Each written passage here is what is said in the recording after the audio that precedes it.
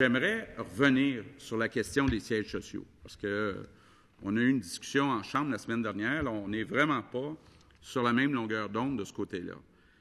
Moi, je suis inquiet quand j'entends dire que, par exemple, une compagnie manufacturière, qui est peut-être la plus belle compagnie manufacturière qu'on a au Québec, Bombardier, qui pourrait vendre la division transport, je me dis, là, il faut tout faire pour éviter que la division transport de Bombardier quitte. Donc, il faut être capable de mieux utiliser Investissement Québec. Puis, je pense qu'actuellement, ce que les gens d'affaires me disent, là, entre autres à Montréal, c'est que Investissement Québec n'a pas assez de fonds disponibles.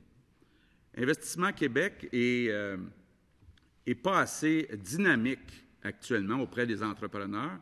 Il y a des entrepreneurs qui auraient des beaux projets, mais qui auraient besoin d'une partie un peu plus risquée, puis Investissement Québec n'est pas là. Puis le Fonds de solidarité, bien là, surtout qu'ils perdent le crédit d'impôt fédéral, ils veulent prendre moins de risques.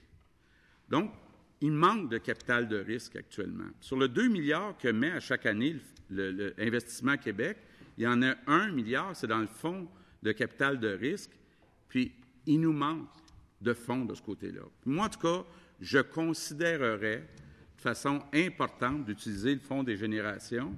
Puis, la suggestion qui a été faite par le Parti libéral d'utiliser jusqu'à 20 du Fonds des générations pour contrer les OPA hostiles, moi, je vous dirais, quand une OPA est sur la table, souvent, il est trop tard. Il faut faire de la prévention.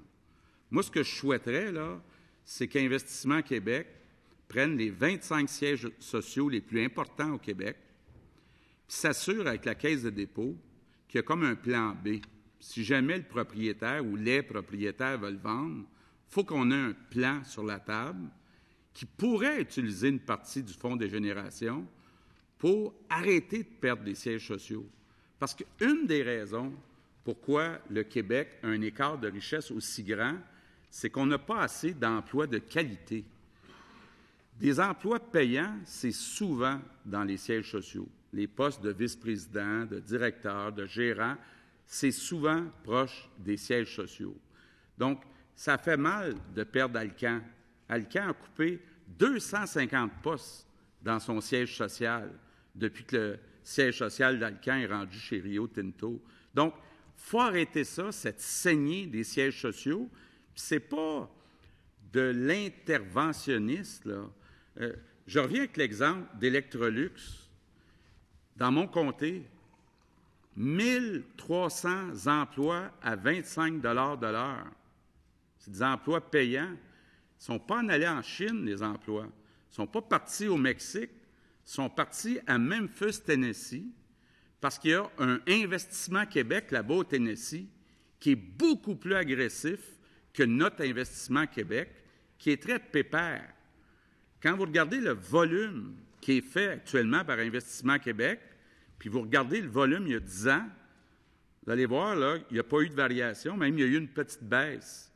Donc, il faut absolument, je vous donne un hint, là, que vous convainquiez votre ministre du Développement économique, à moins d'en mettre un autre, là, mais que c'est la priorité de doubler. Moi, je vous donne un objectif, Monsieur le Premier ministre, de doubler les interventions d'Investissement Québec. Ce n'est pas 2 milliards que devrait mettre Investissement Québec à chaque année dans l'économie, c'est le double. Il faut être ambitieux.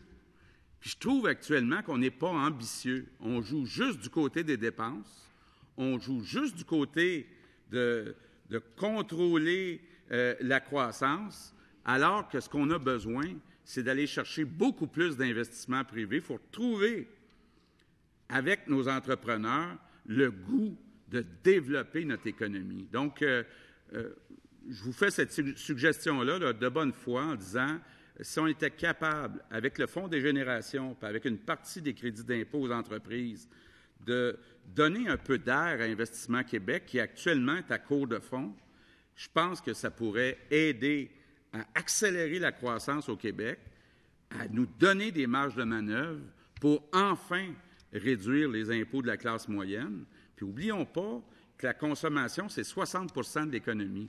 Donc, actuellement, on le voit que les prévisions de Desjardins, une des choses qui nous font mal dans la croissance économique, c'est que la consommation des ménages n'est pas au rendez-vous parce qu'ils n'ont pas de marge de manœuvre. Puis, je vous invite, Monsieur le Premier ministre, à aller demander aux finances l'évolution du pouvoir d'achat des gens de la classe moyenne depuis que vous êtes au pouvoir. Et moi, je suis convaincu qu'il y a eu une baisse du pouvoir d'achat depuis 1 an au Québec, puis ça nuit à l'économie du Québec. Tout ça pour dire que je pense qu'une des clés, si on veut se sortir de la cave du 57e rang, bien, cette clé-là, elle s'appelle Investissement Québec. Et il faut qu'ils se réveillent chez Investissement Québec, mais il faut peut-être que vous les aidiez un peu à se réveiller.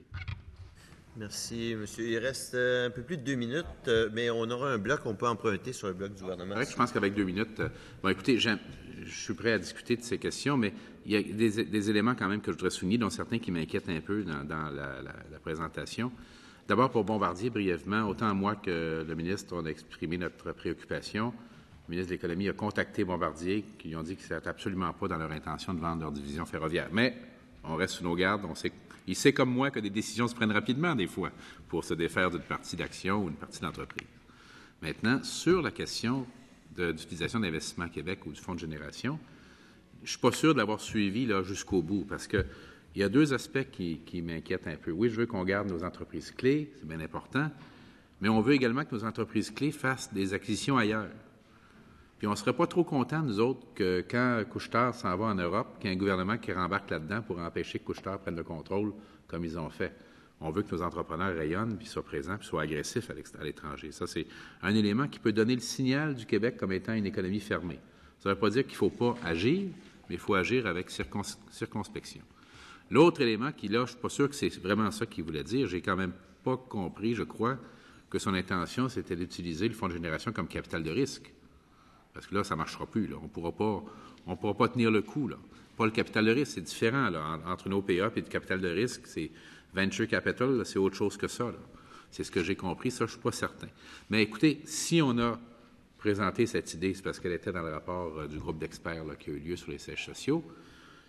On nous a présenté des arguments qui sont similaires à ceux que je lui ai donnés au début de notre échange. Moi, je dis, on va revisiter, c'est pas vraiment, c'est un anglicisme, on va revoir cette question, la discuter encore, puis je l'inviterai même à une conversation avec moi là-dessus, puis on pourra échanger.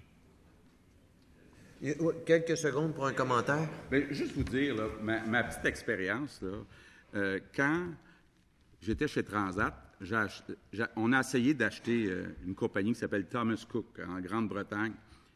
Il y avait des blocs d'actions qui n'étaient pas à vendre parce qu'ils étaient détenus par des intérêts proches du gouvernement.